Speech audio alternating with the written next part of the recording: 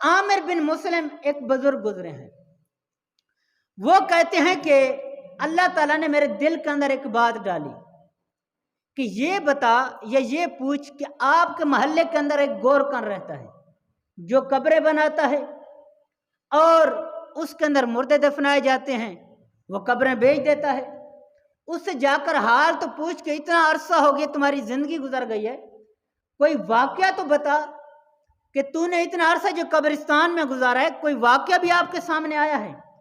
तो आमिर बिन मुस्लिम कहते हैं कि मैं चला उस बुजुर्ग के पास पहुंचा जो गोरकिन था, जो कब्रें बनाता था। मैं उसके पास गया, ये बता कि तूने अब तक कोई वाकया भी देखा है? उसने जवाब दिया कि मैं बड़ा गुनाहगार था, बड़ा खताकार था, मैं रब का बड़ा नाफरमान था, लेकिन एक वाकया ने मेरी जिंदगी बदल दी।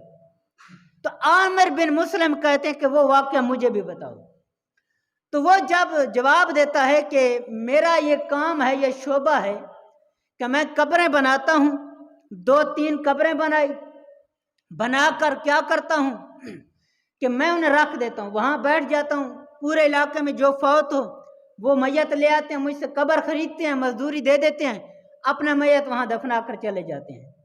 वो कहता है कि एक दिन मैंने 3 कब्रें बनाई, उनमें से जब पहली कब्र मैंने बनाई तो बड़ी आसानी के साथ मैंने कब्र बना ली। अब कब्र बनाई, उसको ख़त्म किया, दूसरी कब्र शुरू की, दूसरी कब्र बनाई, वो भी आसानी के साथ बन गई। जब मैंने तीसरी कब्र बनाई ना, तो कब्र बनाते हुए मुझे वहां से तपिश आई, गर्मी आई, यानी मुझे पसीना आना शुरू हो गया कि कब्र बड़ी गर्म है। मैं बड़ा हैरान हुआ, ऊपर पर्दा लटकाया, छां की, ताकि मुझे कुछ गर्मी की शिद्दत कम महसूस हो। वो कहता है मैंने बड़ी मुश्किल के साथ कब्र बनाई, बनाकर मैं सायादार जगह पर गया, वहां जाकर बैठ गया। जब वहां बैठता हूं तो मैंने क्या देखा कि 2 सवार हैं जो आसमान से जमीन पर आए हैं, वो अपनी सवारी से उतरे हैं। तो पहली कब्र के ऊपर जाकर खड़े हो गए। जब खड़े हुए तो वो कहता है मैंने देखा कि एक ने कहा दूसरे से, वो फरिश्ते थे, एक ने दूसरे कहा कि इसके बारे में लिखो। दूसरा पूछता क्या लिखूं? वो कहता है कि इसके पास बारे में लिख दो कि 12 गज लंबी 12 गज चौड़ी। उस कब्र के बारे में लिखा, फिर दूसरी कब्र पर आए। जब वहां पहुंचे तो उसने कहा कि इसके बारे में लिखो। आमिर बिन मुस्लिम कहते हैं कि मैं सब कुछ देख रहा था, करीब बैठा था, सुन भी रहा था। पूछा क्या लिखूं? उसने कहा इसके बारे में लिखो, जहां तक निगाह जाती है उतनी लंबी, जहां तक निगाह जाती है उतनी चौड़ी, इतनी बड़ी कब्र इसके बारे में लिख दो। वो कहते हैं कि उस कब्र से हटे तीसरी कब्र पर आए। अब मैं सोच रहा था कि इसके बारे में क्या फैसला होता है। तो फरिश्ते ने कहा लिखो, दूसरे ने कहा क्या लिखूं?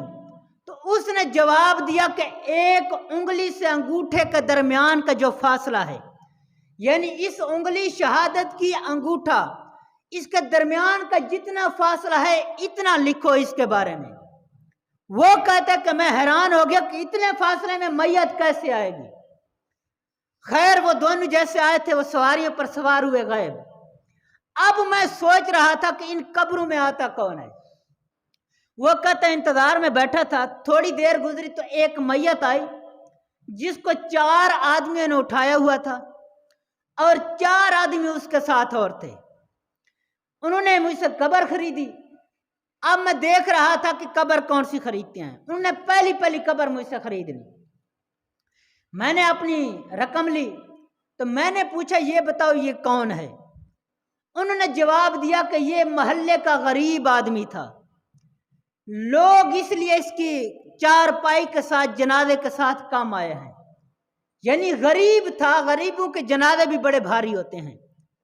अगर अमीर का कुत्ता मार जाए तो मुआशरा सारा इकट्ठा हो जाता है, गरीब का पूरा खानदान उजड़ जाए तो कोई भी करीब नहीं आता। तो गरीबों के जनाजे बड़े भारी होते हैं। वो कहता है कि जब उन्होंने ये बताया, मैंने पूछा चलो ये बताओ, गरीब था, इसकी जिंदगी कैसे गुजरी है? उन्होंने जवाब दिया कि ये मालदारी के हिसाब से, पैसे के हिसाब से गरीब था, सजदों का गरीब नहीं था।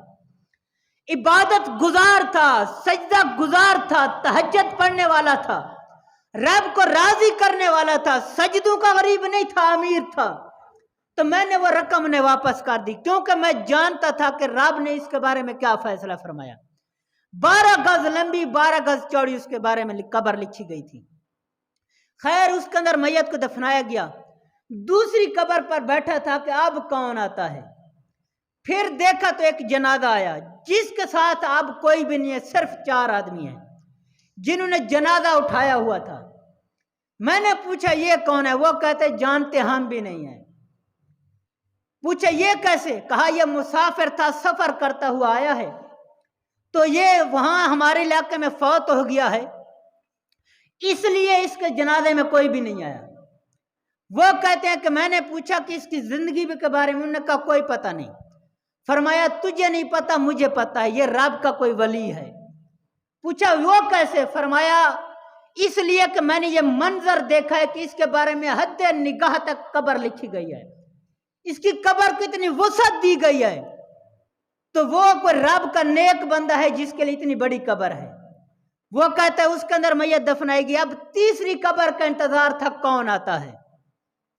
आमिर बिन मुस्लिम कहते हैं मैं बैठा था इंतजार में, मेरी निगाह जाती है तो क्या देखता हूं, अवाम का हजूम है, रश है, बहुत बड़ा जनाजा है, जहां तक निगाह जाती है लोग ही लोग नजर आते हैं। मैयत पहुंची कब्रिस्तान में, मेरे करीब आए, आकर पूछा कब्र की कितने पैसे हैं। मैंने रकम बताई, उन्होंने मुझे उजरा दे दी। मैंने एक से पूछा ये बता कि ये किसका जनाजा है कि इतनी आवाम है, जहां तक निगाह जाती है लोग ही लोग नजर आते हैं, आखिर ये कौन फौत हुआ है? तो उसने बताया कि ये हमारे इलाके का जो अमीर और कबीर शख्स है उसकी बीवी फौत हुई है। मैंने कहा इतना हुजूम, इतनी आवाम जनाजे के अंदर? उसने कहा ये अमीर की बीवी है इसलिए। तो मैंने पूछा कि चलो ये बताओ अमीर की बीवी है, जिंदगी कैसे गुजरी है? तो उसने बताया कि बात यह है कि ये मालदार भी थे, पैसा भी बड़ा था, ये दुनियादारी के हिसाब से बड़े अमीर थे, लेकिन सजदे इसके पास नहीं थे। ये मुआशरे की कहो कि बदतर औरत थी, सर से दुपट्टा उतार कर मेकअप करके खुशबुएं लगाकर, आधा लिबास इसका नहीं होता था, जिस्म नंगा करके बाजारों में जाती थी। सजदे इसके पास नहीं, गुनाहों की गठड़ियां ये लेकर आती थी। तो मैंने बताया उन्हें, तुम बता रहे हो मैंने देखा है, इसकी कब्र को तो उंगली की शहादत की उंगली से अंगूठे तक लिखा गया है। तो ऐ गरीबों, लोगों का माल ना देखा करो।